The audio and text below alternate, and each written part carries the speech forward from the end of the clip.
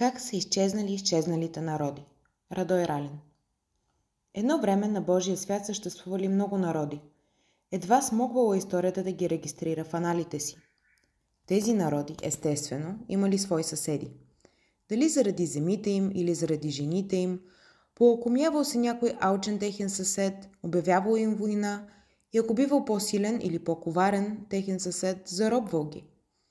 Дали поради плача на жените им, съжалил ги друг техен съсед, обявявал война на похитителите им, освобождавал ги. И така, един народ ги заграбва, друг народ ги освобождавал, докато от тия народи най-сетне и по перв смисъл на помен не е останало. И понеже въпросните народи не са си създали поети, за да оставят песни своевременно, сега даже и не можем да кажем кои са били те. How the extinct nations disappeared. Радой Ралин. Once upon a time, there were many nations in God's world. History could barely register them in its annals. These people, of course, had their neighbors. Either because of their lands or because of their women, some greedy neighbor of theirs feasted, declared war on them, and if their neighbor was stronger or more treacherous, captured them.